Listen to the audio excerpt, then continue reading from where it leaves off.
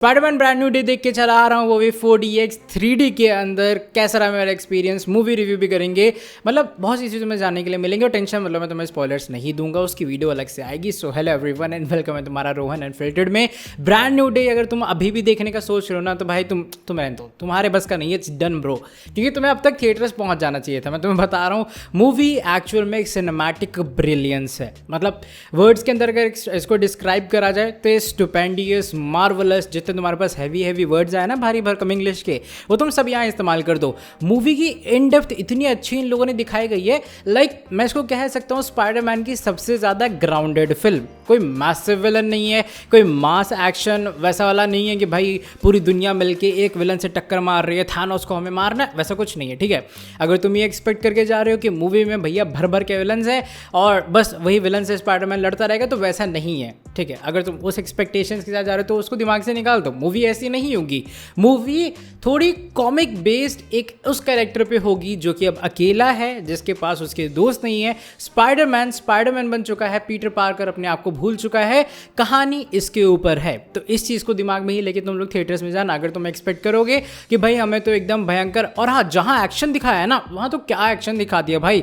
मैं तुम्हें बता रहा हूँ, मेरा एक्सपीरियंस जो है उसमें जब स्विंग होता था तो चेयर हिलती है। ठीक है, मान लो अगर स्पाइडरमैन हवा में है तो वो हवा जो है हल्की सी अपने फेस पे भी फील होती है, मिड एयर वाली। तो वो एक्सपीरियंस ही अलग था यार। जब स्टार्टिंग में स्पाइडरमैन जंप मारता है, वो स्विंग करता है, वो मैं तुम्हें समझा नहीं सकता हूँ। वैसे अगर तुम देखोगे यूएस जापान के अंदर यहाँ पानी वानी भी एकदम 4DX में डाल देते हैं, बट यहाँ ऐसा कुछ नहीं था।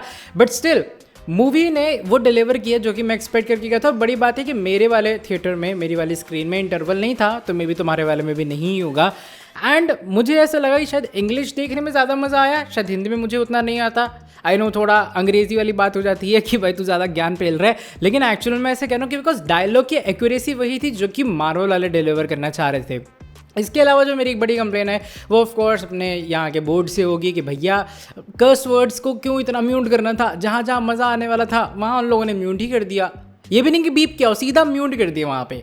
तो वो चीज़ मुझे हल्की से लगी कि यार ये क्या था। एंड प्लस पता है क्या, सबसे मेन बात होती है कि तुम किसी भी मूवी को देखने जा रहे हो वहाँ का क्राउड कैसा है। मेरी वाली का क्रेजी क्राउड भाई, स्पाइडरमैन कोर फैंस। मैं देख रहा हूँ बूढ़े से लेकर जवान तक, और ये चीज़ स्पाइडरमैन की सबसे अच्छी है। स्पाइडरमैन एक जनरेशन को टारगेट नहीं करता है, वो सब जनरेशन्स को टारगेट करता है। चाहे वो टोबी मैगवायर हो, चाहे वो एंड्रू गारफील्ड हो, चाहे वो टॉम हॉलैंड हो, ये लोग हर जनरेशन्स को टारगेट करते हैं एज स्पाइडरमैन। वहाँ 10 साल, 15 साल, 20, 25, 50 ऐसे लोग आए थे। तो तुम समझो कितनी वैरायटी ऑफ ऑडियंस थे, और उसके बीच में मुझे इतना मज़ा आया, इतना मैं एक्सपीरियंस को शायद अपने बयान भी नहीं कर पाऊंगा। एंड मैं ये कहूँगा कि अगर तुम इसको घर पे बैठ के देखोगे, ऐसा मेरा पर्सनल ओपिनियन है कि जब ये OTT वगैरह पे रिलीज़ होगी तो मे भी लोग कहेंगे यार उतनी भी अच्छी नहीं थी, ओवर रेटेड थी, है ना, वैसा वाला वाइब होगी। बट अगर तुम थिएटर में इसको देखने जाओगे, तुम्हारा एकदम अलग एक्सपीरियंस होगा। तुम्हें लोग एक अलग ही बात कहोगे कि नहीं भाई मूवी तो अच्छी थी। एंड मूवी को इन लोगों ने बहुत सही नोट पे एंड किया है।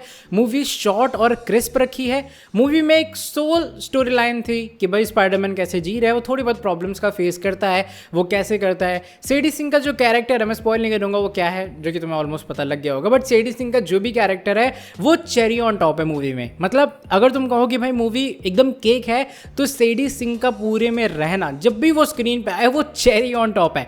मतलब वो स्क्रीन पे आती, मैं क्या बताऊं, हो गया भाई। वहाँ पे भी इट्स डन ब्रो वाला सीन था। इसके अलावा पनिशर का इन्वॉल्वमेंट, पनिशर स्पाइडरमैन पहली बार आमने सामने आए या फिर पहली बार एक साथ काम कर रहे हैं, वो भी किसी मूवी के अंदर, तो उसके हिसाब से क्या डिलीवर किया यार पनिशर ने भी। क्या मज़ा आ गया भाई देख के।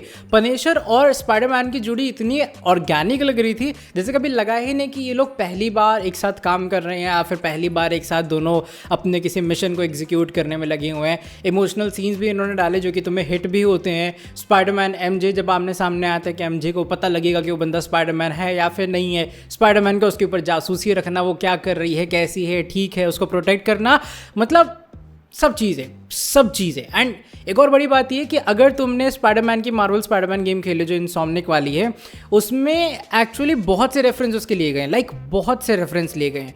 और हाँ, जितनी थ्योरीज थी ना दिमाग में, ये मार्टिन ली है, ये मिस्टर नेगेटिव है, यहाँ ये है, यहाँ वो है, वो सब थ्योरीज गलत हैं। तो मैं बता दूँ वो सब थ्योरीज गलत है। और हाँ, कोई एज कैमियो प्रेजेंस भी उतनी कुछ बड़ी वाली नहीं है किसी की, बट फिर भी मूवी डिलीवर अगर कर रही है तो सोचो ये एक्चुअल में किस एकदम कहते हैं ना हार्ट वाली ऑडियंस के लिए बनाई गई है। ये मासी क्लासी एक्शन वाली मूवी उतनी नहीं है, लेकिन ये हार्डकोर स्पाइडरमैन ऑडियंस की मूवी है जो कि तुम्हें डेफिनेटली थिएटर्स के अंदर ही देखने जानी चाहिए।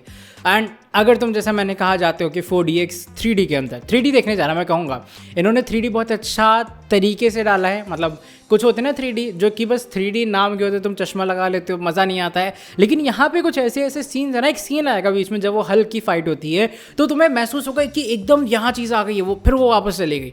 तो वो 3D एक्सपीरियंस तुम्हें एक्सपीरियंस करना चाहिए, ऐसा मेरा मानना है। End of course post credit scene में क्रिप्टिक रखा है, मिस्टीरियस रखा है, ठीक है, वो हम लोग एक और वीडियो में बात करेंगे डेडिकेटेड में। एंड ऊपर से कैरेक्टर डेवलपमेंट जो दिखाया गया ना स्पाइडरमैन का, लाइक जो एक इंसान, जो एक बच्चा हाई स्कूल में था जिसके ऊपर टोनी स्टार्क का हाथ था, जो कि एवेंजर्स के साथ काम करता था, सोचो अचानक तुम्हारे पास से सब चला गया, ना आप तुम्हें एवेंजर्स जानते हैं, ना तुम्हें अब कोई और जानता है, ठीक है, अब तुम हो अकेले। इवन पनिशर को भी उसकी शक्ल नहीं पता होती कि स्पाइडरमैन के मखौटे के पीछे है कौन, स्पाइडरमैन एक्चुअल में कौन है, समझ रहे हो। तो वो वाली चीज़ की तुम एक अलोन आइडेंटिटी जी रहे हो। न्यू अवेंजर्स के ऑफकोर्स इन लोगों ने घुसाने का ट्राई किया जो कि काफ़ी अच्छा था प्रेजेंस उसका, लेकिन इसके अलावा मूवी इज़ टॉप नॉच यार। मैं वर्ड्स में नहीं डिस्क्राइब कर सकता हूँ, तो इसलिए फिलहाल मैं वीडियो को यहीं पर ख़त्म कर रहा हूँ। अगर मुझे रेट करना हो मान लो तो मैं इसे 10 आउट ऑफ 10 करूँगा। एंड मैं अगेन ये बात मैं अभी से कह रहा हूँ कि जब भी OTT पे आएगी लोग कहेंगे ये बोरिंग है इन कंपेरिजन टू पिछली स्पाइडरमैन, क्योंकि वहाँ टोबे एंड्रयू सब घुसाए थे, लेकिन मुझे ऐसा लगता है मूवी ने डिलीवर की है। मूवी जिस मोटो से बनाई गई थी वो मोटो डिलीवर हुआ है। आई डोंट थिंक सो कि इससे बेटर फॉलो अप बन सकता था उस स्टोरी लाइन से जहाँ स्पाइडरमैन को सब भूल चुके हैं और ये हाई स्कूल नहीं, ये एक अडल्ट ग्रोन स्पाइडरमैन है। तो फिलहाल के लिए वीडियो को यहीं पर खत्म कर रहा हूँ। वीडियो पसंद आई, वीडियो को नीचे लाइक कर दो, चैनल को सब्सक्राइब, बेल नोटिफिकेशन को ऑन कर देना। तुमने अगर देख लियो तो कमेंट सेक्शन के अंदर अपना रिएक्शन बता सकते हो। तुमसे मिलूंगा आके नेक्स्ट वीडियो के अंदर full story explain and post credit scene explanation के साथ। तब तक के लिए सब्सक्राइब कर दो और चिपक जाओ रोहन अनफिल्टर्ड से।